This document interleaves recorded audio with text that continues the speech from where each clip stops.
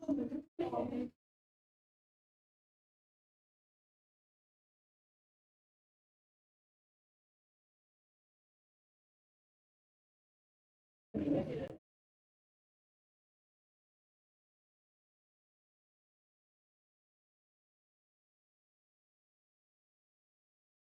You maintain silence and take out your notebooks बेटा।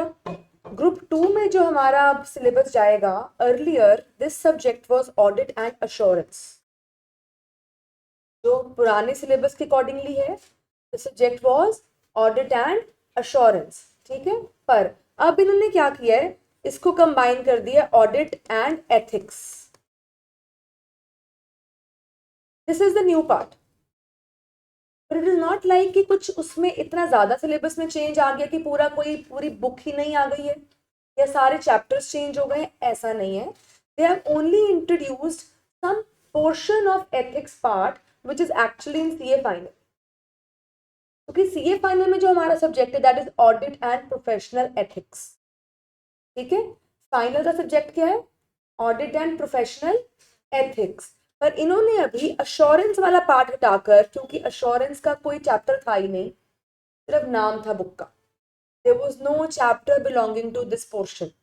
उन्होंने अब क्या किया, प्रोफेशनल एथिक्स में से introductory part, so that when you have started the journey of being a chartered accountant, at least you should know what should be your ethic principles which you should follow. तो उन्होंने क्या किया, final का सिर्फ थोड़ा intro part यहां पर तुम्हारे साथ कंबाइन किया। Clear? It is not a separate book, it is just introduction of one new chapter. Rest entire chapters are almost same of the old syllabus. इन्होंने किया क्या, चैप्टर्स को थोड़ा शफल किया इन द बुक, राइट। तो ये book का जैसे आपका पैटर्न रहेगा, पेपर 5 है आपका, तो book name is audit and ethics, auditing and ethics. इनको ये क्यों नीड महसूस हुई कि एथिक्स को इंट्रोड्यूस किया जाए, because we have started the journey of becoming a chartered accountant, and when we are on that journey, हमें उसके डूज, डोंट्स, बेसिक प्रिंसिपल्स, उसके नॉर्म्स, उसका कल्चर पता होना चाहिए। Is that clear? That is why ethics has been introduced. And जो आपका syllabus रहेगा बेटा, ये आपने बुक के इंडेक्स में, जबकि नई बुक आएगी उसके अंदर आपको नजर आ जाएगा। You will get 2 modules from the institute. Module 1 is having 5 chapters, module 2 is having 6 chapters. So in total we'll be having 11 chapters. ठीक है, module 1 5 chapters, module 2 6 chapters. सारे chapters वही वाले हैं, old syllabus वाले, nothing to worry about that. This is the only new introduction, ethics and terms of audit engagements. And इसमें भी you won't find anything new, because जो मैं ऊपर से कराना शुरू करूंगी, the way I make you do is already covering this chapter. Because when I start making you do, I always start with the basic principles, I don't straight away jump on to the subject. तो आपको ये वाला जो chapter है बेटा, ये automatically पूरी journey of the audit syllabus में कंप्लीट होता जाएगा। And when you will come and jump to this chapter at the end, you will see ma'am ये तो सारे पॉइंट्स हमने किए हुए हैं, क्यों, उसके बिना तो ऑडिट होनी ही नहीं। अगर कोई सपोज करो अकाउंट्स आप कर रहे हो, उसका डबल एंट्री सिस्टम है, उसके अकाउंटिंग प्रिंसिपल्स हैं, कन्वेंशंस है, कॉन्सेप्ट्स हैं, क्या उसके बिना फाइनल अकाउंट हो जाएगा? By chance we start final accounts also, पर फाइनल अकाउंट में मैं जब पढ़ाना तो वही पड़ेगा। बाद में वो चैप्टर खोलोगे, यू विल से मैम ये तो हमने किया हुआ है। बात समझ में आई? So this chapter is nothing new. It is going to be the part of the journey of your subject. When you will do the first chapter, continuity में इसके सारे concepts cover होते जाएंगे। So namesake they have changed the syllabus. Rest assured, nothing much new कि हमें बहुत कोई डरने वाली बात है कि syllabus में क्या हो गया। Rather, you are in a better position as compared to the previous students that a subject is not there. EISSM वो subject remove हो गया अब, so you are in a better position as compared to them, because that was entirely theory subject.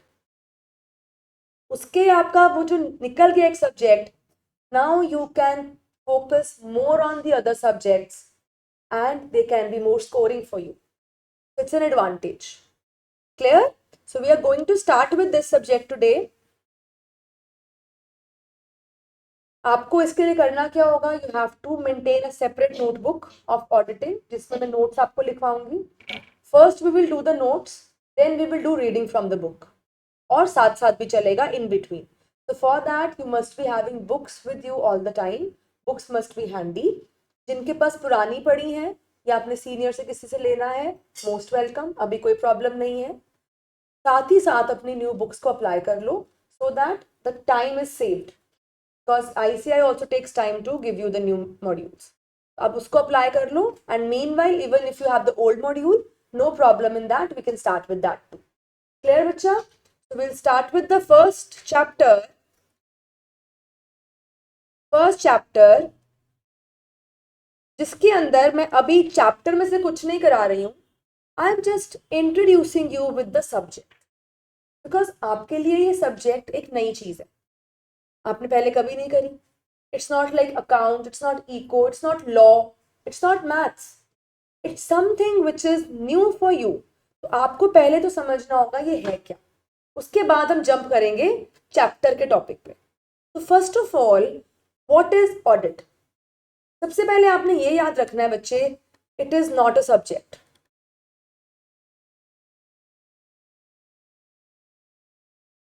सबसे पहले आपको ध्यान में क्या रखना है, audit is not a subject. ये कोई एक टॉपिक नहीं है कि हम इसे पढ़ रहे हैं. दिस इज नॉट मैथ्स कि एक फॉर्मूला कर लिया या चैप्टर किया उसके रिलेटेड क्वेश्चंस आ जाएंगे. अकाउंट्स किया, एक टॉपिक किया, उसके रिलेटेड क्वेश्चंस आ गए. It's not that. Audit is something which is a field you are going to follow when you become a CA. जब हम CA बन जाते हैं तो हमारी प्रैक्टिस में मेन काम कौन से होते हैं? सपोज एक डॉक्टर है, अब डॉक्टर MBBS पढ़ रहा है, MBBS में सब्जेक्ट्स पढ़ रहा है, पर अगर सपोज करो उसमें एक फील्ड इंट्रोड्यूस कर दें, surgery. Surgery is a subject. That is what he is going to follow. How to behave, how to act like a doctor, how to treat the patients. जब ये procedures सिखाए जाते हैं, क्या वो कोई सब्जेक्ट है कि एक चीज पर सीमित रह जाएगा? No. Then he has to apply knowledge from different subjects which he has studied through MBBS. अब सपोज मेरे पास कोई पेशेंट आए, डॉक्टर है कोई, उसके पास कोई पेशेंट आता है, क्या वो किताब खोल के बैठ जाएगा कि भाई तेरी बीमारी में इस किताब में ढूंढता हूँ? No, every individual has different sicknesses, different symptoms. उसके accordingly वो डॉक्टर अपनी करी हुई सारी पढ़ाई दिमाग में लेकर उसको अप्लाई करके तुम्हें एक इलाज देता है. तो क्या मैं कह सकती हूँ डॉक्टरी की जो पूरा उसका वर्किंग जोन है वो एक सब्जेक्ट है? No, that is the culmination of so many subjects taken together. Right और रॉन्ग? उसने कितनी फील्ड्स ऑफ बायोलॉजी पढ़ी होगी, उसने अपने स्पेसिफिक फील्ड में कितना कुछ किया होगा, सारा कुछ इकट्ठा करके वो आपका ट्रीटमेंट करता है. Similarly, when we become a CA, this is my target. When we become a CA, being a chartered accountant, the one of the tasks which is conducted in our offices is audit. तो क्या एक subject होगा ये? No, it's a professional field. What is it? It's a professional field. It is my task which I'm going to do. तो क्या इसमें अगर ये सब्जेक्ट होता तो क्या मैं बोल सकती थी भाई ये टॉपिक मेरे सिलेबस में नहीं था, मैं पढ़ के नहीं बैठी हूँ? बन जाएंगे इस तरह से हम CA. सपोज हम पास होके भी गए, हमने पढ़ भी लिया, पर वहां जब हम अपने ऑफिस में बैठे हैं, कोई क्लाइंट आया, कोई टॉपिक ऐसा आ गया जो मुझे हैंडल करना पड़ेगा, अगर ये सब्जेक्ट होता तो मैं टॉपिक छोड़ देती, पर ये सब्जेक्ट नहीं है, ये एक फील्ड है बेटा. तो ऑडिट है क्या? एक professional field. It's a task which is a culmination of all subjects taken together. तुमको as a chartered accountant tax की नॉलेज भी होनी चाहिए, तुम्हें अकाउंट्स भी आना चाहिए, तुम्हें लॉ भी पता होना चाहिए, तुम्हें मैथ्स भी आना चाहिए, तुम्हें कॉस्टिंग भी आनी चाहिए, तुम्हें सारे rules regulations, legal provisions, statutory norms, policies, formulations सब पता होना चाहिए, तो जाके तुम एक क्लाइंट का ऑडिट कर सकोगे. बात समझ में आई? How can I say audit is a subject? No, it's not. So you can simply say, अभी जो भी हम इस किताब में पढ़ेंगे, that is practically applied in the real world. चाहे पढ़ोगे तुम थियोरी, समझ लो कैसे ये सब्जेक्ट बनाया इतना प्यारा है ये थियोरी, पर ये सारी थियोरी वो है जो तुमने प्रैक्टिकली अप्लाई करनी है। बात समझ में आई? इसमें कुछ भी ऐसा नहीं है जो मैम ये मेरे काम नहीं आएगा। हम लोग पढ़ते थे कई सब्जेक्ट्स जो कभी हमारे काम नहीं आए, पर इसमें ऐसा कुछ नहीं होगा जो तुम्हारे काम नहीं आएगा। And for being a chartered accountant, this is the most important subject they have introduced in the course. Because this is going to tell you why you are being a chartered accountant, what will you do being a CA. ये subject हमको वो सिखाने जा रहा है। बात समझ में आ गई? तो इसको तुमने कोई भी सब्जेक्ट मान के नहीं चलना, तुमने मान के चलना है मैं एक प्रैक्टिकल कुछ सीखने जा रहा हूं, जिसके लिए थ्योरेटिकल थ्योरी दिया गया है, प्रोसेस दिया गया है, प्रोसीजर दिया गया है, जिसमें डूज एंड डोंट्स हैं, जिसमें नॉर्म्स हैं, जिसमें प्रिंसिपल्स हैं। वो डूज एंड डोंट्स मुझे दे दिए गए हैं, I have to keep those dos and don'ts in my mind and then practically apply in the real world. ठीक है, इसमें कोई रटना नहीं है हमको, हमें सिर्फ अपने दिमाग में चीजें रखानी है, बिठानी। Is that clear? अब जैसे लॉ है, law is theory, can we make law in our own words? No, it's section based, it's an act. जो सरकार ने एक्ट बना दिया, पार्लियामेंट में पास हो गया, मैं कैसे सेक्शन का मीनिंग बदल दूंगी? अगर सेक्शन 2A ऑफर है, एक्सेप्टेंस है, तो मैं कैसे चेंज कर दूं? I can not. जो डेफिनेशन डबल कोटेड में दे दी गई है मुझे वही करनी है, जो केस लॉ बता दिया गया जिसमें जो फैसला आया मुझे वही बोलना है। That is something which is totally written and I have to follow as it is. जैसे लकीर के फकीर होते हैं, लिख दिया कानून में तो भाई मान लो। जब मैम भी आपको कराते हैं या कहीं से भी आप लॉ करो तो एवरी टीचर विल से बेटा इसमें क्यों मत पूछना, क्योंकि लॉ में क्यों नहीं होता। अगर कानून ने बोल दिया कि मेरा फैसला इसके हक में तो है, उसके पीछे उसके रीजंस और जस्टिफिकेशंस होंगी, पर ये सेक्शन क्यों बनाया गया उसमें क्यों नहीं है, उसमें जस्ट है this is a section, you have to follow this section as per the different situations. Similar situation है तो ये सेक्शन लगा देना, बात खत्म। ऐसा ही है, पर ऑडिटिंग में बेटा हमें एक लूज स्पेस दी गई है, डूज एंड डोंट्स है, but they are to be handled from situation to situation, from client to client, person to person. Is that clear? तो इसके अंदर ऑडिट सब्जेक्ट में कोई भी ऐसी चीज नहीं होगी जो बस हार्ड एंड फास्ट है भाई यही फॉलो होगा। हमने इसमें सिर्फ कुछ नॉर्म्स पढ़ने, जैसे सपोज हम रामायण पढ़ते हैं या गीता पढ़ते हैं, गुरु ग्रंथ साहब पढ़ते हैं, अपना अपना रिलीजन में अपना सब कुछ बुक्स पढ़ते हैं, सेक्रेड बुक्स, उसमें हमें जिंदगी जीने के तरीके सिखाए गए कि this is the way an ideal person should live, this is the way a moral individual should carry the life, these are the ethics one should follow. अब हम कितने फॉलो करते हैं? We have our own editing versions of those norms given to us, but everybody is leading a good life in their own sense. जैसे भी हम कर रहे हैं हम अच्छा कर रहे हैं, हमें लग रहा है हम कुछ गलत नहीं कर रहे हैं, सेम इज द केस। ये ग्रंथ है, सीए का मेन ग्रंथ ऑडिट ही है। क्यों? जब भी मैं सीए बन जाऊंगी मेरा पहला काम यही है, मुझे काम करना क्या है? ऑडिट करना है। मुझे ऑडिट करना है तो ऑडिट क्या होता है, उसमें हमने क्या पढ़ने जा रहे हैं, तो वो सब्जेक्ट तो नहीं हो सकता, वो एक पूरी कायनात को इकट्ठा करके दे दिया गया है कि भाई अब तुम इसको पढ़ लो और इसमें से जो प्रैक्टिकली जहां पर अप्लाई हो सके उस सिचुएशन को वहां फिट करते चले जाना। ठीक है, तो इस सब्जेक्ट में कोई डरना नहीं, कोई थ्योरी के लिए टेंशन मत लेना कि मैं हाँ थ्योरी है, no, just enjoy this subject because this is what you are actually going to do when you become a CA। समझ में आया? ठीक है, तो इसको आपने डर के नहीं पढ़ना, this is something you should relish, it's a tasty subject. इसको हमने पढ़ पढ़ के इतना मजा लेना है इसमें से। क्यों? इसमें सब कुछ प्रैक्टिकली ही अप्लाई होगा, जो भी हम थियोरी पढ़ेंगे that is going to be applied practically when you will become a chartered accountant. Is that clear? अब जैसे आप लॉ पढ़ते हो, अब आप लॉ प्रैक्टिस तो नहीं करने वाले, are you going to become a lawyer? No. तो लॉ हमें पढ़ाई गई ताकि जब मैं ऑडिट करूं तो मुझे कानून पता होने, समझ में आया? तुम्हें अकाउंट्स पढ़ाए जा रहे हैं, तुम सीए हो, क्या तुम अकाउंट्स बनाओगे? वो तो अकाउंटेंट बनाएगा। अकाउंटेंट रखोगे ना अपने नीचे, अकाउंटेंट बनाएगा। बीकॉम वाला भी हो सकता है, नॉर्मल भी बंदा हो सकता है जिसको अकाउंट्स बनाने आते हो। तुमने चेक करना है कि भाई अकाउंट्स ठीक बनाए कि नहीं, तुम तो बॉस हो। अब चेक करने जाओगे तो अकाउंट्स बनाने आने नहीं चाहिए?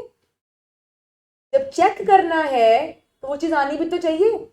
If you want me to test a dish and tell कि इसमें कमी क्या है, शुड आई डोंट नो कि वो डिश बनती कैसे है, उसमें क्या इंग्रेडिएंट डालते हैं? कोई भी चीज चेक करने के लिए तुम्हें वो चीज आनी चाहिए। इसीलिए तुम्हें ये सब पढ़ा रहे हैं इतना खलेरा, तुमने कुछ भी नहीं करना। टैक्स, टैक्स पढ़ रहे हो, टैक्स भी तुमने आगे स्टाफ रख लेना है, भैया चल रिटर्न बना। अब वो रिटर्न बनाएगा तो चेक किसने करना है? सीए सर ने आना है, अभी चेक होना है, उनके साइन होने, उनकी स्टैंप लगनी है। तो वो अपने साइन स्टैंप ऐसे ही लगा देगा कहीं भी? He will first verify your work. तो तुम जब उसे चेक करोगे, अगर तुमको इनकम टैक्स के रूल्स ही नहीं पता, तुम्हें सैलरी कंप्यूट करनी नहीं आती, तुम्हें पीजीबीपी नहीं आता, कैपिटल गेन नहीं आता, तो तुम क्या चेक करोगे? इसीलिए तुम्हें ये सब पढ़ाया जा रहा है, किसके लिए? इसके लिए। ठीक है, तो ये कोई भी सब्जेक्ट नहीं है, समझ में आया? ऑडिट में ये सारी फ्री सब्जेक्ट्स जो तुम पढ़ते जा रहे हो सब इकट्ठे हो जाने। तुम जब ये बुक खोलोगे, मैं जब चैप्टर्स कराऊंगी, तुम बोलोगे मैम लॉ भी आ गया, टैक्स भी आ रहा है इसके अंदर, maths, stats, economics, everything will be a part of this because this is what I am going to apply when I handle a client. ऐसा तो नहीं होगा मेरा क्लाइंट आएगा और वो बोलेगा मुझे कुछ टैक्सेशन का मैम एडवाइस दीजिए, तो मैं क्या बोलूँ, रुको मैं अपने टैक्स वाले बंदे को बुलाती हूँ। क्या बोलेगा मैम मेरा अकाउंट्स की बैलेंस शीट चेक कर दो, नहीं रुको मैं अकाउंटेंट को बुलाती हूँ। नो। या मैम मेरे को ये लॉ पे एडवाइस देना, मेरे को ये फर्दर एक लाइसेंस लेना है अपनी फैक्ट्री के लिए, तो आप मुझे एडवाइस दे सकते हो? रुकिए मैं अपने लॉयर को कॉल करूं। I am all in one. समझ में आया? तो ऑडिट क्या है? ऑल इन, समझ में आया? This is all in one, one man army. South की बहुत पिक्चरें आती हैं ऐसी, वन मैन आर्मी, हम ही जंग लड़ेंगे सब कुछ। तो यही सिपाही है, यही राजा है, सब कुछ यही है। This is one man army. It is going to carry all the loads of different subjects on its shoulders, and then you are going to become a successful CA and sit on your chair. तो तुम अपनी throne कह सकते हो, and then you'll pass on the orders. Is that clear? This is all in one. समझ में आ गया? अच्छा लग रहा है सब्जेक्ट? इसको इंटरेस्टिंगली पढ़ोगे तो अच्छा लगेगा, क्योंकि डूज एंड डोंट्स, नॉर्म्स भी पढ़ते पढ़ते हम कई बार परेशान हो सकते हैं कि इतना कुछ फॉलो करना होगा when I am a CA. तो we have to study them accordingly. अभी हम सिर्फ स्टार्ट कर रहे हैं तो उसकी स्टडीज आपको करनी पड़ेंगी। Once you are through it, आपके उसके बाद प्रैक्टिकल शुरू हो जाएंगे, like go for internships, they will make you do these things practical. तो जब आप सीए के ऑफिस जाओगे, आपको प्रैक्टिकली जब इंटर्नशिप में इधर ही भेजेंगे, बेटा जा इसका ऑडिट करके आना है, आज इस क्लाइंट का ऑडिट करना है, बैंक का ऑडिट करना है। तो उसके आपको बेसिक्स पता होने चाहिए, ABCD। For that this subject has been introduced. Is that clear? Otherwise इसके सब्जेक्ट की जरूरत नहीं थी, ये तो वो काम है जो मैंने जाकर करना है, पर इसके भी कुछ टर्मिनोलॉजीज होंगी, कुछ वर्ड्स होंगे, कुछ मीनिंग्स होंगे, कुछ असेंस होगा जो हमें ध्यान में रखना होगा। Is that clear? We'll start with the definition. Write down. Audit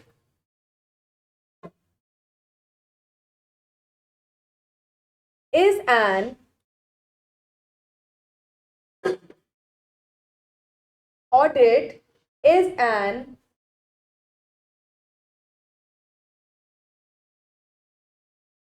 independent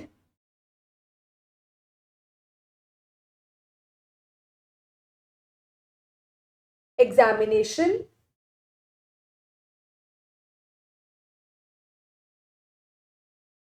audit is an independent examination. अभी बहुत लंबी डेफिनेशन है, मैं यहीं पे रुक रही हूँ, ठीक है, will do word by word. अब यहाँ पर तो बच्चे, अगर मैं ऑडिट को एक जनरल मीनिंग दूं, अगर गूगल पे भी सर्च करें व्हाट इज ऑडिट, तो अभी तो तुम सीए के कोर्स में हो तो तुम्हें फाइनेंशियल्स के अकॉर्डिंगली उसका मीनिंग आएगा, पर एक general English vocabulary word audit, it generally means checking something. इसका लिटरेचर मीनिंग क्या है? To check something, to check, to verify, to examine. मतलब अगर आप मुझे बोल रहे हो to check, to verify, to examine, means मुझे वो काम करना नहीं है, वो काम मुझे करा हुआ मिलेगा, यस और नो? इसमें से कितना बड़ा मीनिंग निकल आया, that I don't have to prepare those things, things will be already prepared, I just have to go and check. Right और रॉन्ग? तो फिर तो हमारे यहाँ मीनिंग में ही बॉसियर आ गए, हम लोग, हम बॉस बन चुके हैं। मीनिंग में ही we are already a boss, we are already a senior, we are already a principal, we are already a teacher, we are already somebody who is a superior, yes और no? क्योंकि तुमने मुझे बोला भैया audit करना है, किसका करना है, क्या करना है, बाद में देखेंगे, पर ऑडिट करना मीन्स चेक करना है। वेरीफाई करना है मीन्स, वेरीफाई करना मतलब टू एस्टैब्लिश कि जो चीज दी गई है वो सही है या नहीं, फैक्ट्स उसमें है कि नहीं, उसे एग्जामिन करने जा रहे हो। I'll just put my hands at the bag and I'll walk and see the things. जैसे आपके एग्जाम्स में एग्जामिनर आता है, आपके पेपर हम चेक करते हैं, हम क्या कर रहे हैं, आपके किए हुए काम को चेक कर रहे हैं, वेरीफाई कर रहे हैं, एग्जामिन कर रहे हैं कि बेटा आपने जैसे आंसर्स कराए थे वैसे लिखे हैं कि नहीं। Means my task is to check the already done task. इसके मीनिंग से मतलब समझ में आया? अभी मैंने सिर्फ लिटरेचर मीनिंग बताया है, तो इसको नीचे एक्सटेंड करना। ऑडिट, ये तो इसका मीनिंग यहां पे जाएगा, आप ऑडिट के नीचे एरो लगाकर लिखेंगे to check, verify, examine.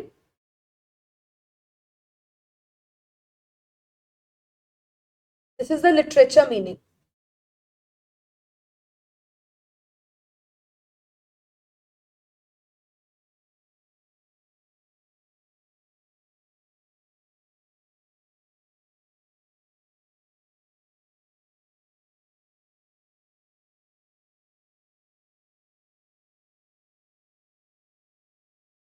It means, जो भी मैं ब्रैकेट्स में लिखवा रही हूं, this is not to be written in the exam, this is to explain you, these are like key notes, कि तुम्हें मतलब समझ में आ जाए। एग्जामिनेशन डेफिनेशन यहां से कंटिन्यू करेंगे इधर से, ठीक है? This is the meaning which is the background meaning. तो जब हम कोई स्टेज शो करते हैं तो बैकग्राउंड वाले तो नहीं दिखते ना, दिखते तो एक्टर एक्ट्रेसेस हैं, पर उनके पीछे जो मेहनत लगी है वो तो पीछे रह जाता है। This is just like the background, पर इनके बिना आगे का शो नहीं हो पाएगा। Clear? So it means that the auditors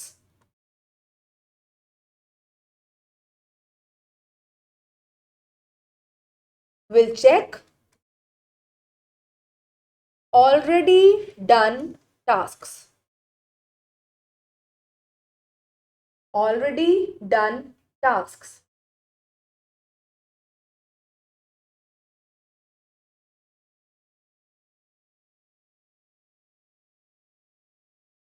So what is the key word here?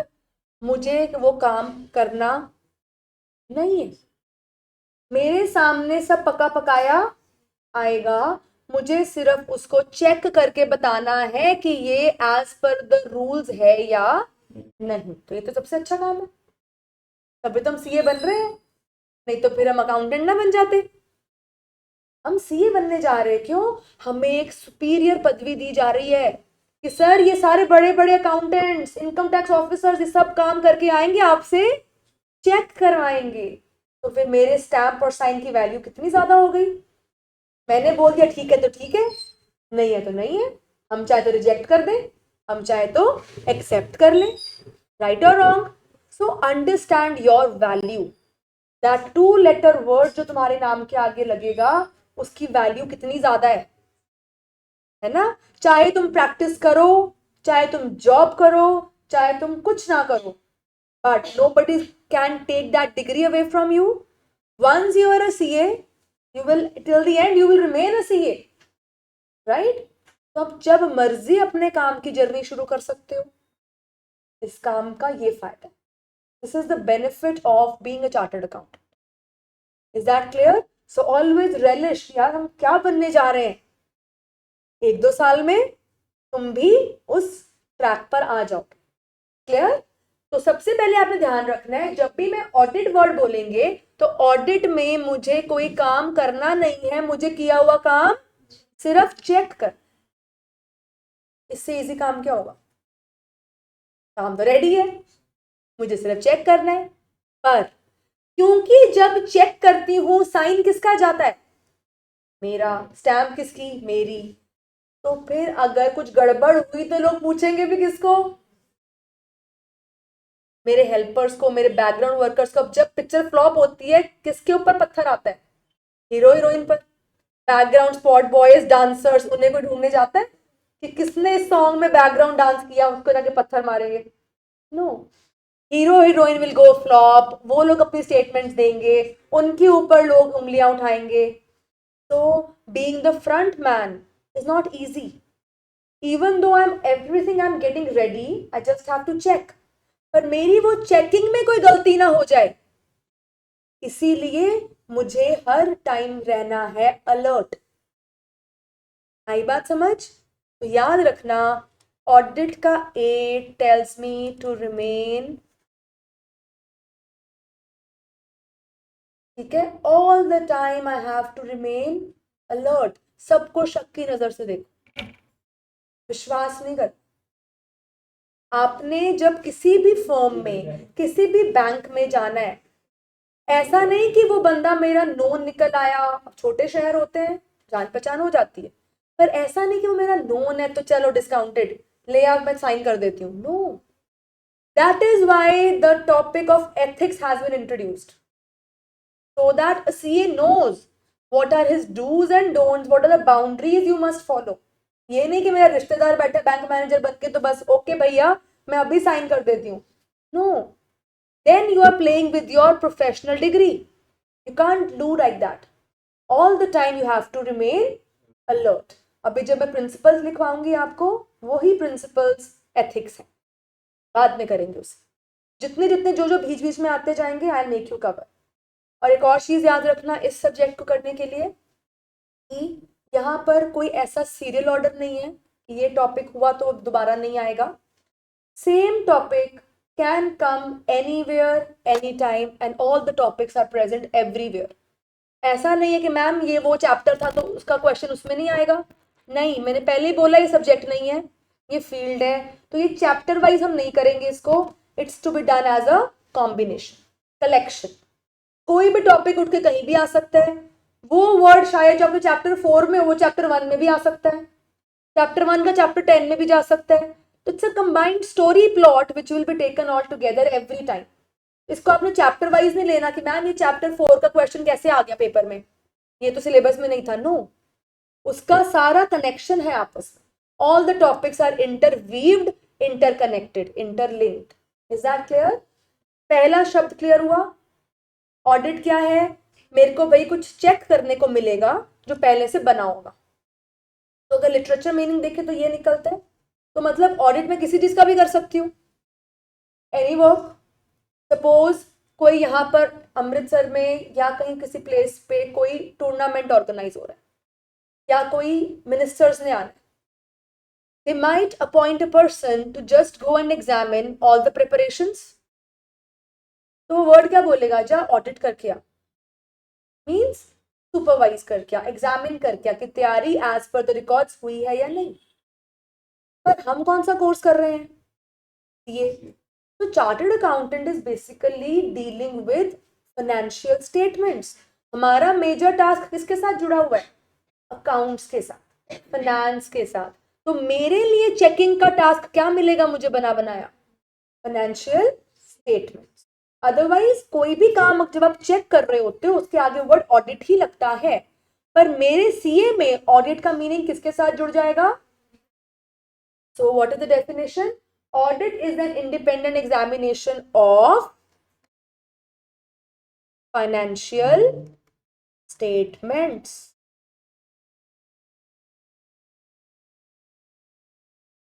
या इंफॉर्मेशन, फाइनेंशियल स्टेटमेंट्स और इंफॉर्मेशन ऑफ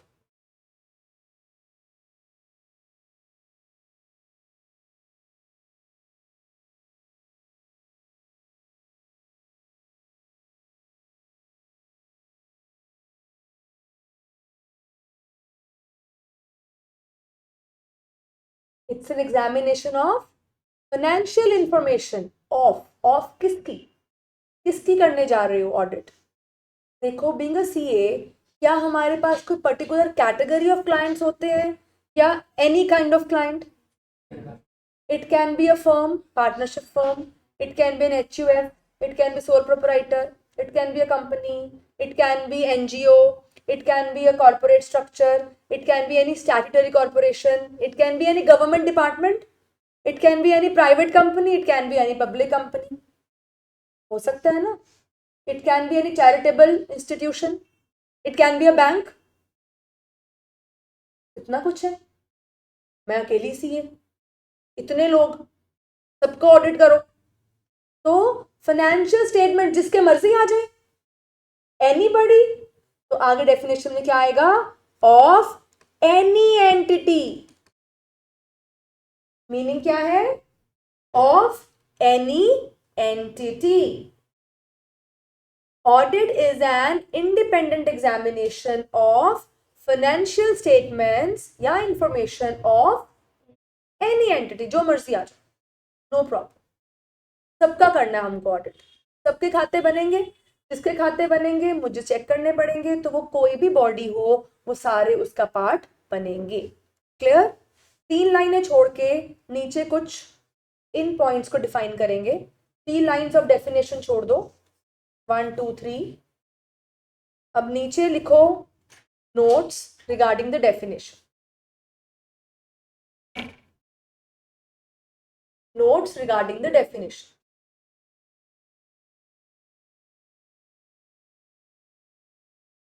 सबसे पहले इजी वाला बता देती हूँ. एनी एंटिटी में क्या क्या आएगा? एनी एंटिटी, जितने भी आपने स्ट्रक्चर्स पढ़े हैं आज तक, बिजनेस ऑर्गेनाइजेशन, सबके नाम आ जाएंगे. It can be a firm, it can be HUF, it can be sole proprietor, it can be a company, it can be NGO, it can be any government body or department, it can be a bank, it can be a statutory corporation,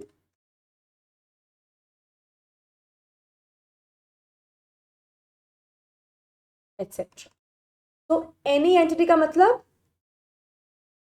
any structure of body organisation, any structure of और body of business organisation, all will be covered in this.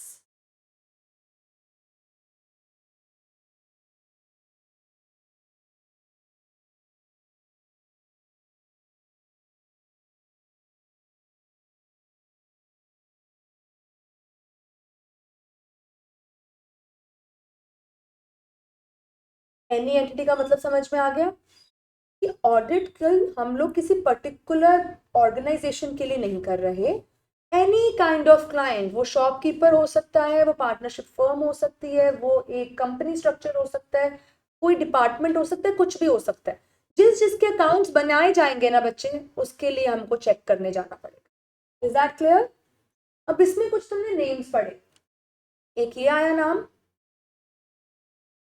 ये तो हो गए charitable institutions, यानी यहाँ पर आपको profit नहीं मिलेगा, पर बाकी सारे बॉडीज प्रॉफिट मेकिंग बॉडीज हैं. इसका मतलब जब मैं ऑडिट कर रही हूँ, फाइनेंशियल स्टेटमेंट्स का ऑडिट कर रही हूँ, किसी भी एंटिटी का कर रही हूँ, मतलब चाहे तुम प्रॉफिट मेकिंग हो या तुम प्रॉफिट ओरिएंटेड नहीं भी हो तो भी तुम्हारे किताबों का ऑडिट होगा. क्यों? Because audit is not done to see whether you are earning profit और not. It is done to check whether your financial statement is made as per norms और नॉट. बात समझ में आई? तो मुझे प्रॉफिट से कोई लेना देना नहीं है. एक एनजीओ या चैरिटेबल ट्रस्ट ये नहीं कह सकता कि मेरा ऑडिट मत करो. ऑडिट तुम्हारा भी होगा. क्यों? मैंने ये देखना है कि तुम्हारे खाते ढंग से बनाए गए हैं या नहीं. I am just working on the checking of making procedure. Is that clear? I am not finding out whether you are earning profit और not. I'm finding out whether the accounting information has been recorded as per the accounting principles, norms, rules, regulations or not. Is that clear? तो definition continue करोगे ऊपर. Of any entity, whether profit oriented or not. Whether profit oriented or not. Priyanka,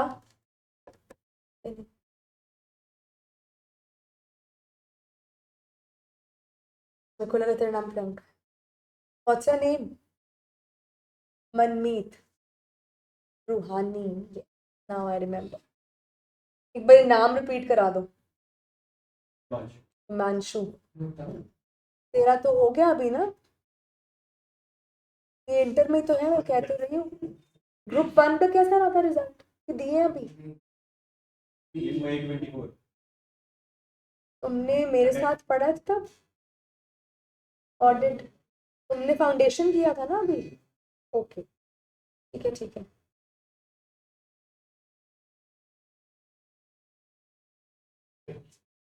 कृष वाले group में भी उसी में था ना ये. ठीक है. हिमांशु, नूतक, रूहानी, मनमीत, हरमन. हाँ योगेश मुझे याद है. शान, साहिल, खुशी, हरमीत. ओके. तो बेटा नेक्स्ट आपका क्या है इसके अंदर डेफिनेशन का पार्ट? वेदर प्रॉफिट ओरिएंटेड और. इसमें कोई डाउट? क्योंकि हमने तो एग्जांपल्स में लिखा ही है ना. Any entity. एनी एंटिटी मतलब चाहे जो मर्जी हो, चाहे प्रॉफिट ओरिएंटेड हो या ना हो. What is my purpose? I have to find out whether the accounts are made as per the norms और नॉट. ठीक है. आगे कंटिन्यू करो.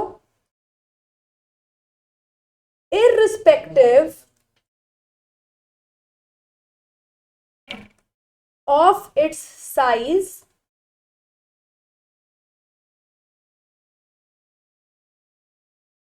और लीगल फॉर्म.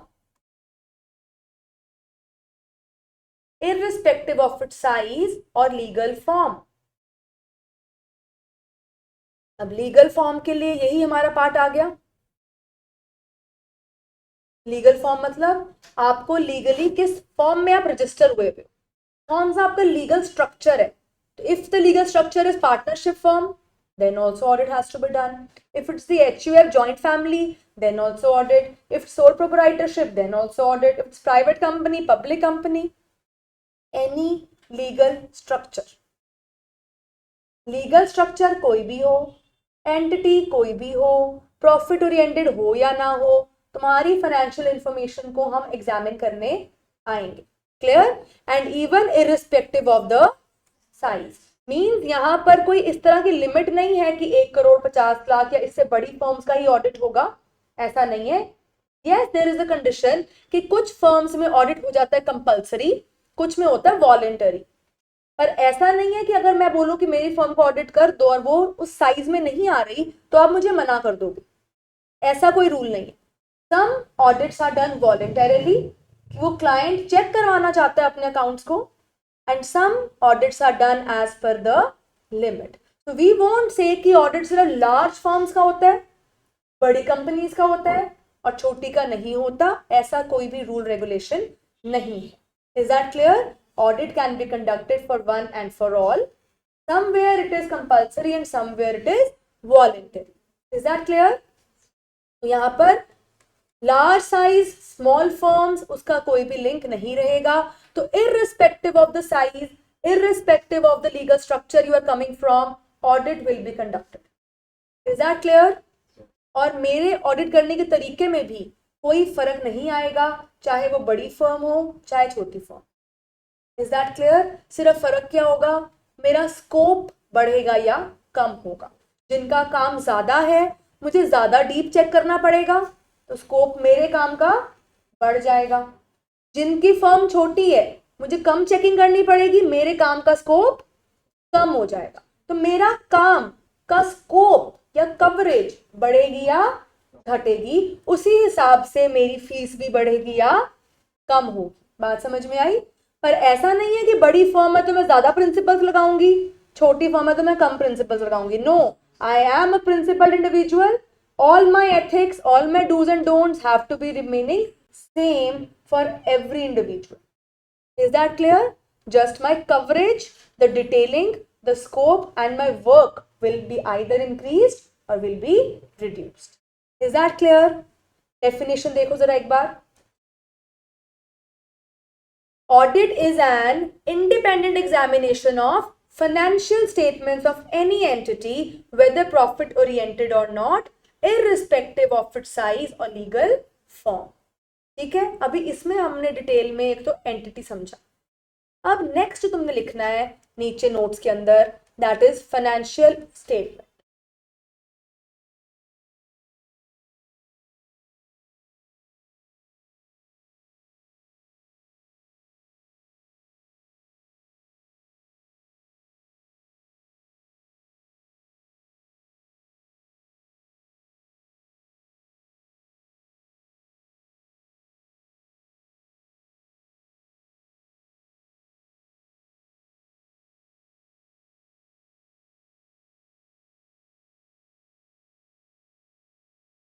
फाइनेंशियल स्टेटमेंट्स क्या होती है बेटा? Financial statement accounts, profit and loss, trading, balance sheet, ये सारी फाइनेंशियल स्टेटमेंट्स हैं. पर जब एक ऑडिटर अकाउंट्स देखने जाता है, वो क्या सिर्फ ये सेट ऑफ बुक्स देखकर सेटिस्फाई हो जाएगा कि हमें कुछ और किताबें भी देखनी होंगी? We might need cash flow statements, we might need fund flow statements, we might need reconciliation statements. हमें बहुत सारी चीजें देखनी होंगी so that जो चीजें तुमने फाइनल अकाउंट्स में रिकॉर्ड कर दी वो फिगर्स कहाँ से आई, मेरे को तो वही देखना है ना, ये फिगर्स आई कहाँ से. तुम तो फाइनेंशियल स्टेटमेंट बना के मेरे सामने ले आए, पर वो स्टेटमेंट में जो वैल्यूज लिखी हैं, what is the root of that value?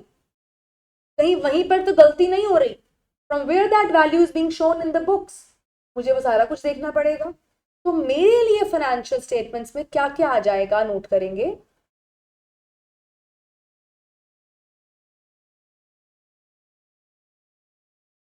In audit procedures,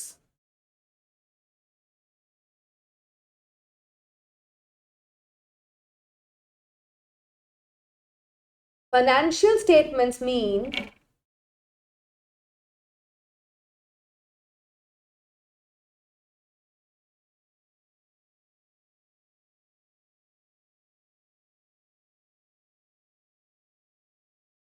a structured representation of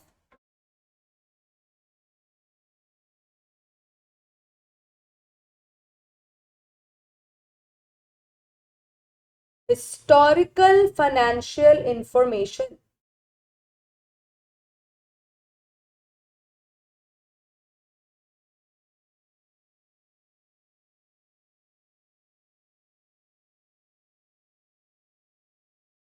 Now let's explain जो लिखा है. Financial statement mean a structured representation. Structured मतलब एक फॉर्मेट, एक तरीका. अब तुम लोग पीएल बैलेंस शीट बनाते हो, एक तरीका है ना बनाने का, ऐसे तो नहीं कुछ भी लिख दिया. Debit, credit, liability side, asset side, then we have the orders of writing the liabilities, orders of writing the asset. एक स्ट्रक्चर बनाया जाता है ना, कंपनीज में तो अलग शेड्यूल भी बनते हैं. There is a structure. तो स्ट्रक्चर्ड मींस एक फॉर्मेट में, एक सेट फॉर्मेट में जब किसी भी फर्म के किसी भी एंटिटी के इंफॉर्मेशन को प्रेजेंट किया जाए, और वो इंफॉर्मेशन भी कौन सी, financial, and that is also why it is historical, because it belongs to the year already passed on. जो ईयर बीत चुका है उसी के अकाउंट्स बनाते हो ना। अकाउंट्स में क्या रिकॉर्ड करते हो, प्रीवियस ईयर, राइट और wrong. For the year ending 2023 बनाओगे ना, अभी 24 का तो बना नहीं सकती हूँ मैं, अभी पूरा क्वार्टर बाकी है। तो मेरे लिए फाइनेंशियल स्टेटमेंट्स कौन से साल की बनी है, 23 मार्च की बनी है। अब आपका लिए ऑडिटर आएगा, अकाउंट्स बनने के बाद आएगा। आपका टास्क कब शुरू होना है, आपने अपनी डेफिनेशन में मीनिंग पढ़ा हुआ ना अपना, I have to do the already done task. पहले मेरे अकाउंटेंट सारे मार्च तक के खाते बना लेंगे, उसके बाद अप्रैल मई में जाकर तुम ऑडिट करने जाओगे, क्योंकि काम हुआ है, मैं ऑडिट करने आई हूँ। ऑडिट करने आई हूँ किसका, विच इज ऑलरेडी हिस्ट्री, जो बीत चुका है पुराने साल का। ये साल तो अभी चल रहा है, जब एंट्रियां होंगी खाता बनता जाएगा, एंड में बनेगा फिर बुला लेना मेरे को। पर अभी जो हम आए हैं वो कौन से काम को चेक करने आए हैं, जो ऑलरेडी हो चुका है, यानी आई am talking always about historical financial information. Is that clear बच्चे? जो चीज हिस्टोरिकल है, जो चीज बीत चुकी है, मैं उसे चेक कैसे करूं?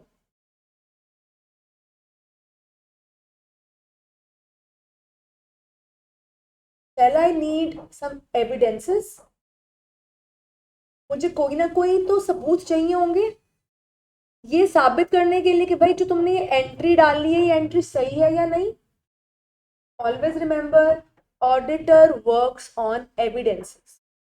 अब इसका एक चैप्टर है अलग, ऑडिट एविडेंस, पर पहले ही बात आ गई ना, क्यों? ऑडिट सबको लिंक करके चलता है। बात समझ में आई? अगर मैंने हिस्टोरिकल इंफॉर्मेशन चेक करनी है तो मुझे क्या चाहिए होंगे,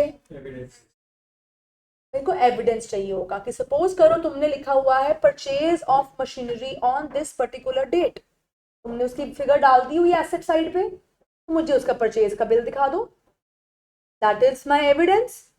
अब आप बोलोगे मैम हो सकता है उसने झूठी परचेज शो की हो, purchase bill can also be fake, हो सकता है। अब सपोज करो मुझे मन में डाउट है, मैंने पहले ही बोला ए फॉर ऑडिट अलर्ट, मुझे अलर्ट रहना है। मैंने उसके एसेट्स देखो, अब कोई बंदा बैलेंस शीट में एसेट ज्यादा दिखा रहा है, maybe is trying to impress the others by showing a good balance sheet, जैसे विंडो ड्रेसिंग वर्ड होता है जैसे, तो वी आर शोइंग कि हमारा बैलेंस शीट बहुत अच्छा है। हो सकता है मुझे बैंक से लोन चाहिए हो, आई एम शोइंग कि मेरे को एसेट बहुत है मेरे पास। अब वो एसेट फेक भी हो सकता है, तो क्या उसने बोला एसेट लिया मैं मान जाऊं? फिर मेरा क्या फायदा, मेरी पढ़ाई लिखाई का क्या फायदा? मुझे वहां जाकर सबूत मांगना है, सीआईडी बन जाओ, ठीक है? इवन तो वैसा वाला सीआईडी नहीं, पर थोड़ा सा वो रूप लेना पड़ेगा। We will do this also. देखो CID is investigation, but audit is not investigation ना, so there is a difference. We will do this also. What is the difference between audit and investigation? I'll make you right. पर investigation में थोड़े कदम तो हम चल ही रहे हैं, करने तो यही आए हैं, तो थोड़ा सा दया हम भी बन जाएंगे, तो भैया दिखाओ कहाँ है बिल। पूरे नहीं दया बन जाना कि दरवाजे ही तोड़ दो, वैसे नहीं बनना है, थोड़ा थोड़ा थोड़ा सा रूप लेना है वैसा, strict and stern, you have to look in that personality, ठीक है? अब जैसे उसने बोला मैम ये देखो मेरा एसेट, मैंने बोला बेटा बिल निकाल के ला। अब बिल निकाल के लाएगा, मुझे उस पर ट्रस्ट नहीं आ रहा या मुझे कुछ लग रहा है कि गड़बड़ है, I can even go to physically verify that machine in the factory. Machine खरीदी तो कहीं तो होगी, छुपाई तो नहीं होगी। First choice is I can go to that place जहां पर भी मशीन इंस्टॉल्ड है, I can go and check कि ये मशीन इंस्टॉल हुई है, ठीक है? उसके बाद अगर मुझे उसकी वैल्यूएशन पे डाउट आ रहा है, can I call the seller of the machine?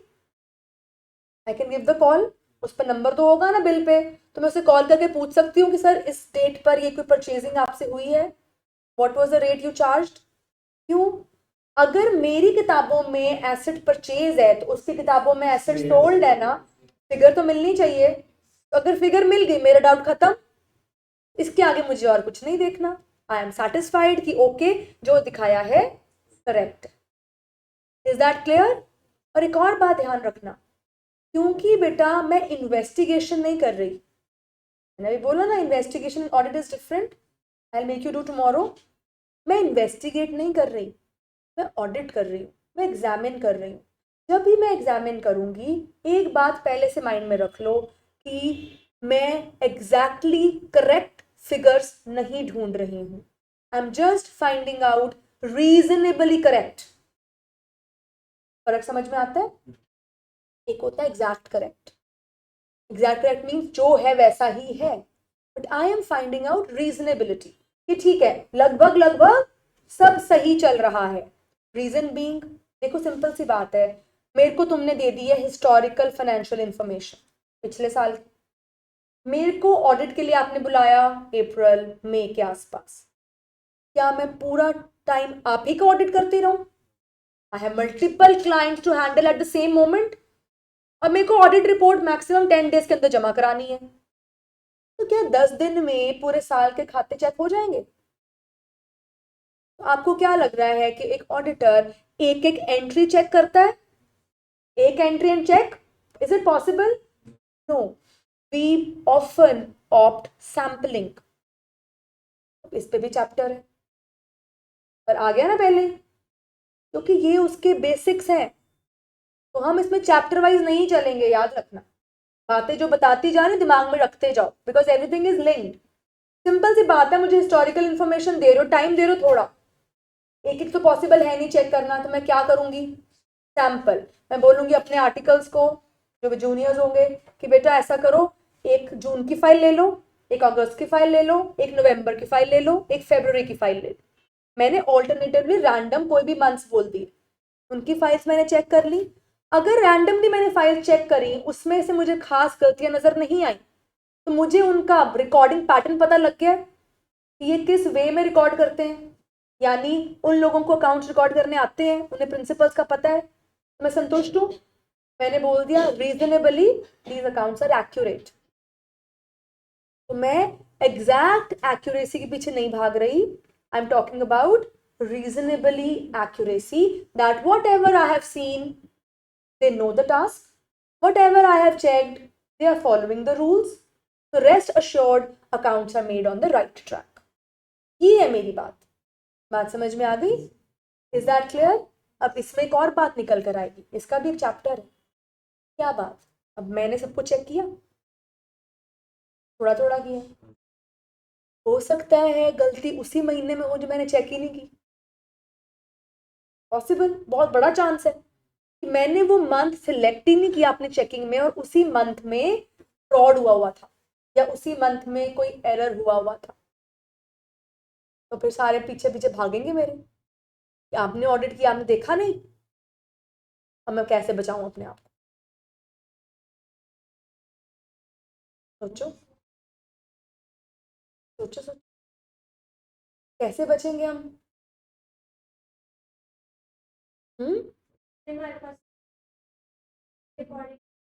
तो ये कैसे कैसे बताऊंगी मैं उन्हें? क्या मुझे अपने बचाव के लिए कुछ डॉक्यूमेंटेशन मेंटेन नहीं करनी चाहिए? करनी चाहिए ना। अपना काम का भी तो रिकॉर्ड रखो, कल को कोई पूछे भैया क्या काम करके आए हो, तो मेरे काम का रिकॉर्ड तो रखूंगी कि नहीं? तो जो मैंने मंथ चूज किए, उन सारे मंथ्स का रिकॉर्ड मैं अपने पास रखूंगी, एक फाइल लगाऊंगी जिसको बोलते हैं वर्किंग पेपर। ये भी चैप्टर है, working paper. Working paper is just like, जैसे आप लोग सम करते हो, एक फिगर ऊपर डाल देते हो, अगर उसका नीचे रफ नोट ना बनाया हो, वर्किंग नोट, लगता है ना चीटिंग की है, सीधा किसी बच्चे से कॉपी कर लिया इसने फिगर, और नीचे रफ नोट वर्किंग नोट बनाया हो तो टीचर खुश हो जाती है। और कई बारी वर्किंग नोट पे सही फिगर और ऊपर कॉपी होने में गलत फिगर, फिर भी मार्क्स मिल जाते हैं, क्योंकि तो उन्होंने देखा तुमने वर्किंग ठीक करी थी, कॉपी में गलती आई है। ठीक है, यानी working notes are my saviours. Being a auditor भी याद रखना, तो सीए बन भी जाओगे।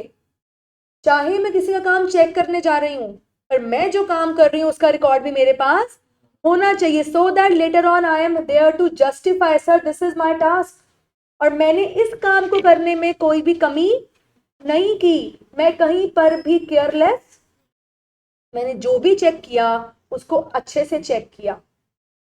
ठीक है, तो there is always a scope, हमारे को इंस्टीट्यूट ने ही एक स्कोप दे रखा है कि even if there are some misstatements which could not be detected by a CA, it's okay provided we followed all norms. तो हमें ये एक्सक्यूज मिला हुआ है इंस्टीट्यूट से, क्योंकि इंस्टीट्यूट को खुद को पता है कि सीए के पास टाइम नहीं होगा 10 डेज के ऑडिट में वो क्या क्या चेक करेगा, उसने और भी ऑडिट की टारगेट्स को कंप्लीट करने, डेडलाइंस हैं उसके पास। तो मेरे आईसीएआई ने ही हमारे को एक स्टैंडर्ड बनाकर दिया है जिसमें मेरे नॉर्म्स में लिखा है कि इवन इफ मेरे एफर्ट के बावजूद कोई मटेरियल में स्टेटमेंट छूट गई जो मैं नहीं ढूंढ पाई तो मैं रिस्पॉन्सिबल नहीं होंगी। Is that clear? इसकी सारी डिटेलिंग आगे आएगी, अभी इसके लिए ज्यादा लिखने की जरूरत नहीं है। ठीक है, लिख रहे हो दैट इज ओके, बट ये सब आना है आगे। और आपको सब दिख रहा है लॉजिक कहाँ से क्या कनेक्ट हो रहा है? सबसे पहले हमने शुरू किया, हम हिस्टोरिकल बात कर रहे हैं। हिस्टोरिकल से पता लगा ओल्ड अकाउंट्स है, प्रीवियस ईयर, प्रीवियस ईयर से पता लगा मेरे को जो टाइम एलिमेंट मिला है वो शॉर्ट है। मेरा टाइम एलिमेंट क्या मिला है मेरे को ऑडिट करने को? शॉर्ट। तो मैं डिटेल चेकिंग नहीं कर पाऊंगी, I will look for samples. अगर I will look for samples, some errors may remain undetected, right or wrong? हो सकता है, बट ऑडिटर को कोई चिंता नहीं, if follows all norms diligently, अपना काम सारा सही से किया, उसके पास अपने वर्किंग पेपर्स हैं, तो मैं क्या हूं? फ्री हूं, रिलीज हूं, कोई चिंता नहीं। पर अगर ये सेक्शन नहीं आया और ये गड़बड़ हुई तो फिर मुझे रोना पड़ेगा। Is that clear? बात समझ में आ गई? ठीक है, सो वर्किंग पेपर्स बेटा मेरे लिए बहुत इंपॉर्टेंट रहेंगे, जो हम नेक्स्ट चैप्टर्स में आगे स्लोली एंड स्टेडीली करते जाएंगे। आपको लिंक समझ में आ रहा है कैसे कोई चीजें लिंक्ड है? अभी चैप्टर्स आए भी नहीं, एक डेफिनेशन में ही इन सब के नाम आ चुके हैं जो कि आने वाले चैप्टर्स का पार्ट है। पूरा पूरा चैप्टर है इन टॉपिक्स पे, but we are doing these names at present because audit is again not a subject, it's a field which takes everything all together. पहले बताओ यहाँ तक कोई प्रॉब्लम? यहाँ तक कोई प्रॉब्लम? तो आगे इसकी डेफिनेशन को कंटिन्यू करो। फाइनेंशियल स्टेटमेंट क्या होगा बेटा? स्ट्रक्चर्ड यानी फॉर्मेट रिप्रेजेंटेशन, रटने की तो कोई बात है नहीं, ऑफ व्हाट? पुरानी फाइनेंशियल इंफॉर्मेशन इंक्लूडिंग, अब क्योंकि मैं ऑडिटर हूं तो मेरे को सिर्फ आपके अकाउंट देखने सफिशिएंट नहीं रहेंगे, I will also look for working notes of yours. आपने जो रफ नोट किए, सपोज डेप्रिसिएशन है, तुमने तो डेप्रिसिएशन दिखा दी एसेट साइड, मुझे चेक करनी है ना कि डेप्रिसिएशन कैसे निकाली, तो मैं तुमसे क्या मांगूंगी? नोट्स। तो नोट्स अटैच होते हैं फाइनेंशियल स्टेटमेंट्स के एंड में, हम क्या अटैच करके देते हैं? Notes to accounts. जैसे तुम्हें याद होगा, तुमने कंपनीज के अकाउंट्स किए होंगे और बैंकिंग चैप्टर भी किया होगा, बैंक चैप्टर किया अकाउंट्स का बीकॉम में, उसमें शेड्यूल बनते हैं, याद है? शेड्यूल 1 2 3 करके, यानी पहले मुझे वर्किंग नोट में शेड्यूल बनाने पड़ते हैं, फिर उनकी फाइनल फिगर अकाउंट्स में दिखानी पड़ती है। अब जब फाइनल फिगर अकाउंट्स में दिखाई तो ऑडिटर बोलेगा भाई ये फिगर तुमने कंप्यूट कैसे की, निकली कैसे? निकली कैसे के लिए क्या देखो? Refer schedule 1। तो मैं शेड्यूल 1 को डिटेल में पढ़ूंगी कि क्या क्या है, इसका मतलब नोट्स मेरे को चाहिए चाहिए। Is that clear? And also includes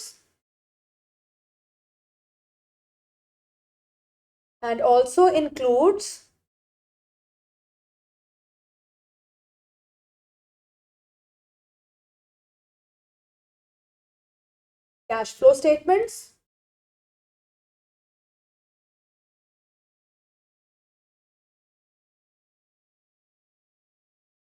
fund flow statements।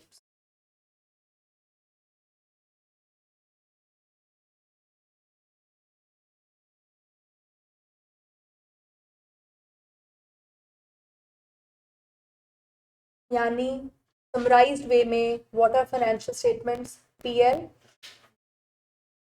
Balance sheet, CFS, FFS, notes to account. ठीक है, notes to accounts मतलब any kind of disclosure you are making, any kind of explanation you are actually giving, वो सारी चीजें मुझे पहले दिखा दो ताकि मैं वो प्रेफर करके वैल्यूएशंस को चेक कर सकूं. तो फाइनेंशियल इंफॉर्मेशन में सारी चीजें आ जाएंगी. Is that clear? और तुम्हें पता है इसको ऑल टुगेदर क्या बोलते हैं ऑडिट लैंग्वेज में? सारा का सारा जो मुझे इतना ढेर सारा दे देंगे चेक करने को, this is known as financial reporting framework. ठीक है, मतलब मुझे ये देखना है कि ये as per that frame structure बनाया है या नहीं.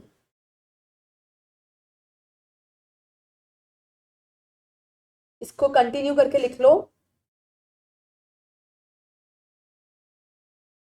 These statements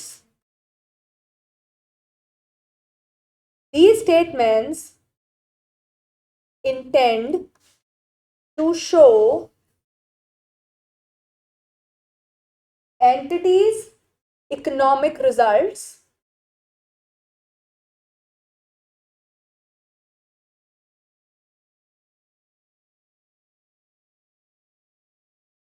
and position as per FRF, applicable financial reporting framework. ये वर्ड आपको बहुत बारी पूरी किताब में नजर आएगा. Applicable FRF,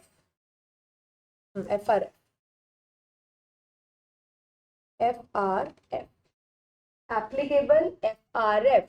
Word important here is applicable.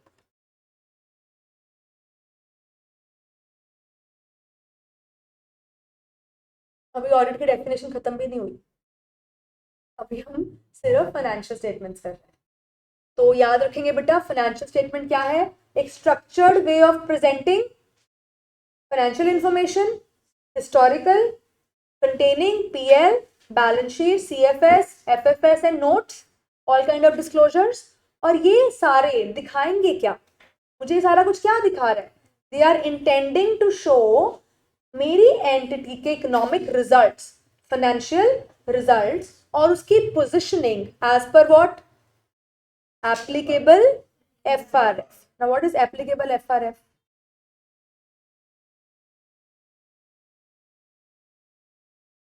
अभी मैंने तुम्हें एग्जांपल दिया, बैंक के अकाउंट्स अलग तरीके से बनते हैं. प्रेजेंटेशन, अकाउंटिंग प्रिंसिपल तो नहीं चेंज होता. डबल एंट्री सिस्टम चेंज हो जाता है? नहीं. अकाउंटिंग प्रिंसिपल्स, कॉन्सेप्ट्स, कन्वेंशंस वो सब सेम है. सिर्फ चेंज क्या है? Presenting style, that's all. Company का भी शेड्यूल 6 के हिसाब से बनाया जाएगा. प्रेजेंटेशन स्टाइल डिफरेंट है. LIC कंपनी का प्रेजेंटेशन स्टाइल डिफरेंट है. बैंकिंग का प्रेजेंटेशन स्टाइल डिफरेंट है. यानी फाइनेंशियल रिपोर्टिंग फ्रेमवर्क, इसका सिंपल वर्ड है फॉर्मेट. जो फॉर्मेट है, सर बोलते हैं फॉर्मेट लर्न करना पड़ेगा. फॉर्मेट तो भैया याद करना पड़ेगा, है ना. अकाउंट्स बनाने आते हैं पर किस फॉर्मेट में बनाने वो तो याद करना पड़ेगा. तो ये फॉर्मेट हो गया. FRF क्या हो गया? Format means the way to present the accounts.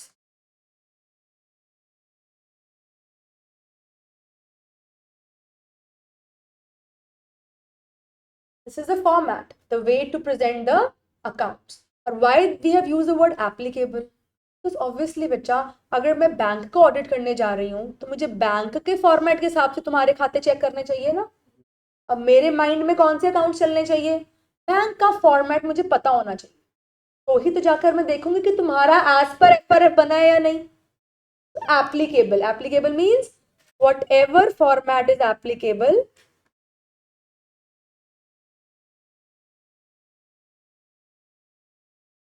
As per law to the entity. LIC का है तो मैं LIC के हिसाब से अकाउंट का फॉर्मेट देख लूंगी. बैंक में गए हैं तो बैंक के हिसाब से चेक कर लेंगे. कंपनी में गए हैं तो कंपनी के हिसाब से चेक कर लेंगे. तो सबको जो फॉर्मेट लगे उस हिसाब से मैंने तुम्हें देखना कि उस FRF के हिसाब से हो या नहीं. Applicable FRF. ठीक है, तो तुम्हारी एंटिटी को जो भी एफआरएफ लगता है, मैंने क्या कर देखना है कि उसके अकॉर्डिंगली तुम्हारे अकाउंट्स बने हैं या नहीं बने। Is that clear? तो अगर कोई फॉर्मेट में गलती है, कोई अकाउंटिंग प्रोसीजर में गलती है, I will find it out and I will let you know. Is that clear? What is financial statement, ये पार्ट क्लियर हो गया? What is financial information part clear है? एमसीक्यूज में आते हैं सारे क्वेश्चंस, तभी मैं बहुत डीपली करा रही हूँ। तो एमसीक्यूज में ध्यान देना, जब बुक खोलोगे you will only see the definition, जो अभी मैंने लिखी भी नहीं है पूरी, वो डेफिनेशन आएगी एंड सीधा नेक्स्ट कॉन्सेप्ट। तो आपको बहुत डीपली पढ़ना है क्योंकि वो एमसीक्यू में पूछ लेते हैं। Is that clear? यहां तक कोई डाउट? पक्का? मैं डेफिनेशन आज कंप्लीट लिखवा देती हूँ, जो पार्ट रहेगा अभी उसको फिर हम नेक्स्ट क्लास में कंटिन्यू करेंगे। डेफिनेशन कहाँ पहुंची थी? It is an independent examination of financial statement of information of any entity. ये पार्ट मेरा हो गया, ये भी हो गया। साइज, लीगल फॉर्म इसी में कवर्ड है, अलग से कुछ नहीं डिफाइन करना। एक मेजर पार्ट है this one, very detailed, we will do in the next class. अभी लिखो आगे डेफिनेशन, कंटिन्यू, कॉमा डालो।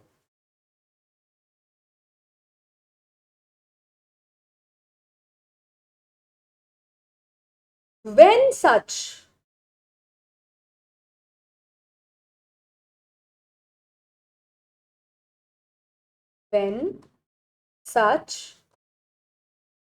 examination is conducted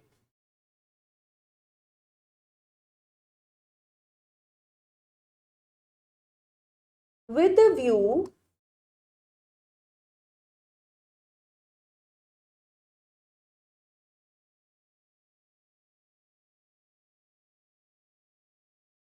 to express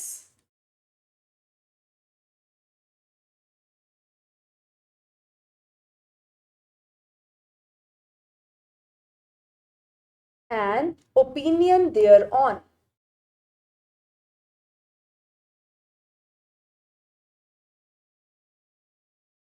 When such examination is conducted with the view to express an opinion thereon, here ends the definition of audit. So let's read it from the beginning. Audit क्या है बेटा? It is an independent examination, इसके word को कल discuss करेंगे, of financial information of any entity, profit हो ना हो, साइज जो मर्जी, लीगल स्ट्रक्चर जो मर्जी, when such examination is conducted only to express। तो ये जो पार्ट है ना बेटा, ये बता रहा है ऑडिटर का पर्पस। ये जो लास्ट पार्ट ने क्या बता दिया मेरा, ऑडिट क्यों कर रहे हो, पर्पस क्या है, तुमने सिर्फ क्या देना है, याद रखना, तुमने राय देनी है, कोई फॉलो करे या करेगा तो ठीक है, नहीं करेगा तो पेनल्टी एक्शंस वो भुगते, मेरा कोई रिस्पॉन्सिबिलिटी नहीं। I am there only to give an opinion, मुझे सिर्फ अपनी राय देनी है। राय कैसी? कि क्या अकाउंट्स वैसे बने जैसे बनने चाहिए थे, क्या accounts as per applicable FRF ready है, क्या अकाउंटिंग प्रिंसिपल्स फॉलो हुए या नहीं हुए। तुमने अपनी रिपोर्ट में ओपिनियन देना है, ठीक है ना, तुमने सोल्यूशन देना है, तुमने कोई उसमें आपने सजेशन भी नहीं देने, तुमने सिर्फ देखी हुई चीज की राय देनी है कि मेरे हिसाब से ये। Is that clear? मेरे हिसाब से क्या है वो लिख देना है। उसके बाद जिस भी डिपार्टमेंट के रिगार्डिंग वहां प्रॉब्लम्स आएंगी वो डिपार्टमेंट जाने। मेरे को तो आपने चेक करने के लिए बोला ना कि जाके चेक कराओ। अब सपोज मैं किसी केटरिंग इवेंट पे गई हूँ, वहां मुझे फूड एग्जामिन करने के लिए बताया है, आई एम अ फूड एग्जामिनर, मैं ऑडिट कर रही हूँ फूड का, टेस्ट कर रही हूँ खाना। अब अगर चाइनीज में मुझे फॉल्ट आया तो मैंने लिख दिया चाइनीज में थोड़ा सॉल्ट कम है या जैसा भी, अब चाइनीज वाला कुक देखे, मेरी उसमें कोई रोल नहीं है, मैंने सिर्फ ओपिनियन दे दिया। अब उन्हें लग रहा है मैम नहीं हमें कम ही खाना, सारे ब्लड प्रेशर के बंदे हैं, रहने दो, तुम्हारी मर्जी। Is that clear? मैंने क्या दिया, सिर्फ एक ओपिनियन, मैंने सिर्फ एक राय देनी है, मैंने उन्हें ये नहीं कहना कि ऐसा करिए, मैंने ये नहीं कहना कि अभी अभी करो, इसको करेक्ट करो, नो। बट यस, जब हम ओपिनियन देते हैं तो सीए की स्टैंप उस ओपिनियन पर लग जाती है। कोई भी एंटिटी ये नहीं चाहेगी कि उसके लिए मैं गलत राय दूं। मतलब अगर मैंने रिपोर्ट पे लिख दिया कि अकाउंट्स ढंग से नहीं बने या गलतियां बहुत ज्यादा है, ठप्पा लग गया, तुम्हारी इमेज स्पॉइल हो जाएगी। तो तुम नहीं चाहते ऐसा हो, तो तुम साथ साथ अपनी गलतियां करेक्ट करते हो, वो तुम्हारी चॉइस है, मैं नहीं कहती। ठीक है, मैं जब गलतियां लिखती हूँ तुम साथ साथ थोड़ी थोड़ी करेक्शंस करते जाते हो कि ठीक है सर ये एंट्री मैं ऐसे कर देता हूँ, आपको इसमें एरर आया है मैं अभी ठीक कर देता हूँ। That happens. मैं तुम्हें रियलिटी की बात बता रही हूँ जो रियल वर्ल्ड में होता है, बुक्स में नहीं होता। रियल वर्ल्ड में ये होता है कि जब एक ऑडिटर बैठा है उसने मिस्टेक्स लिख कर दी, बिफोर कंपाइलिंग माई रिपोर्ट हम वो मिस्टेक्स उस हेड से डिस्कस करते हैं, क्लाइंट से, एंटिटी हेड से या मैनेजर, जो मर्जी कह लो। जो चीजें वो करेक्ट कर सकता है, he tries to remove the errors so that reporting में कम से कम गलतियां जाए, क्योंकि उसका रिपोर्ट कार्ड है ना, वो रिपोर्ट कार्ड है। तो रिपोर्ट कार्ड में वो चाहता है मेरी कम से कम गलतियां नजर आए, मेरे को रेड मार्किंग ज्यादा नहीं चाहिए। क्यों नहीं चाहिए सोचो, कुछ नहीं लिखना कुछ नहीं करना, पर उसको रेड मार्किंग से डर क्यों लग रहा है? तुम्हें क्यों रेड मार्किंग से डर लगता है रिपोर्ट कार्ड? घर वालों से डर लगता है ना, पेरेंट्स से डर लगता है। पेरेंट्स ने तुम्हारे रिपोर्ट कार्ड देखना है, आगे की तुम्हारी सारी जिंदगी उस पर ही बेस्ड है। उन्होंने जो देख लिया फिर उस हिसाब से आगे से पड़ेगा। अब वैसे ही क्या अकाउंट्स की भी किसी ने देखने होते हैं? किसने देखने हैं? हाँ, इन्वेस्टर ने देखने हैं। अगर उनको दिखेगा कि ये तो गड़बड़ कर रहे हैं, खाते ही नहीं ठीक बना रहे, फ्रॉड कर रहे हैं, पैसा लगाओगे। क्रेडिटर ने देखने हैं, मेरा पैसा वापस देगा, अकाउंट्स के हालत देखे, कल को ये ना हो मेरा पैसा डूब जाए, तो भी इंटरेस्ट है ना कि नहीं है? एम्प्लॉयज को इंटरेस्ट होगा कि प्रॉफिट वाली है, बोनस मिलेगा कि नहीं, सैलरियां टाइम पे आएंगी कि नहीं, गवर्नमेंट को होगा टैक्स, है ना। यानी बहुत सारे ऐसे लोग हैं जो तुम्हारी फाइनेंशियल स्टेटमेंट्स की हेल्थ में इंटरेस्टेड है। तो अगर तुम्हारे फाइनेंशियल स्टेटमेंट्स के साथ ऑडिटर की ऐसी रिपोर्ट लग जाए जिसमें सारे रेड फ्लैग्स हैं, तो सारे आप पर विश्वास नहीं करेंगे, आपका फर्दर बिजनेस खराब हो सकता है। इसीलिए हमें ऑडिटर से डर लगता है और हम चाहते हैं वो खुश खुश जाए, कम से कम गलतियां निकले, जो है साथ साथ करेक्शन भी हो जाती हैं, रिपोर्ट्स में ओपिनियन अच्छा मिले कि ऑडिटर ये बोलकर जाए ओपिनियन में सब कुछ लगभग लगभग सही है, तो सारे लोगों का विश्वास बैठ जाएगा, किसी एक स्टैंप लग चुकी है, अकाउंट ठीक है, झोल झाल नहीं हो रहा, गड़बड़ नहीं हो रही। क्लियर? मोर ओवर अगर कंपनी स्ट्रक्चर है, आपने पढ़ा होगा लॉ में भी, या कंपनी बीएसटी वगैरह में बचपन में पढ़ा होगा, कंपनी के बोर्ड ऑफ डायरेक्टर्स और शेयर होल्डर्स अलग अलग होते हैं, है ना। शेयर होल्डर्स तो ओनर होते हैं, पर उन्हीं में से कुछ चुने हुए लोग, बोर्ड के मेंबर्स, वो कंपनी रन करते हैं। अब एनुअल जनरल मीटिंग होनी साल के एंड में, उसमें शेयर होल्डर आकर देखेगा कि कंपनी ने क्या परफॉर्म किया, वो किसके ऊपर विश्वास कर रहा है? स्टेटमेंट्स पर, कि भाई मेरे को डिविडेंड जो दिया सही कैलकुलेट हुआ है कि नहीं। किसकी रिपोर्ट पर विश्वास कर रहा है? ऑडिटर की रिपोर्ट पर, कि आगे पैसा सेफ है कि नहीं, और इन्वेस्ट करूं या नहीं, बोर्ड ऑफ डायरेक्टर्स ने ठीक से काम किया है कि नहीं, इस पर विश्वास हो रहा है सीए पर, because CA is taken to be that figure on whom we can rely, on whom we can trust। अब हम डॉक्टर से क्वेश्चन तो नहीं करते, जो मेडिसिन लिख दी हम आंखें बंद करके खाते हैं, we don't question the doctor। Similarly, when any statement is signed and stand by a CA, अब वो सीए की भी रेपुटेशन का फर्क होता है, बाय रेप्यूटेड सीए जिनका लोगों पे बहुत विश्वास हो, फिर उसकी रिपोर्ट्स लोगों को एक सेटिस्फैक्शन देती है, सुकून देती। इसीलिए क्या मैटर करता है? ओपिनियन।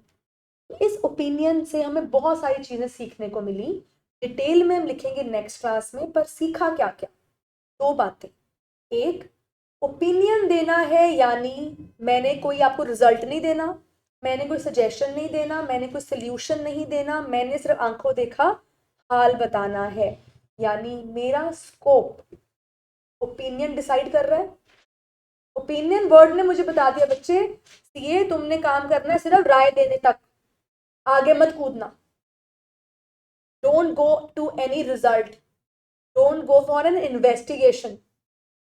तुमने right wrong white and black नहीं बताना, तुमने बताना है जो देखा लिख दो। मीनिंग समझ में आया?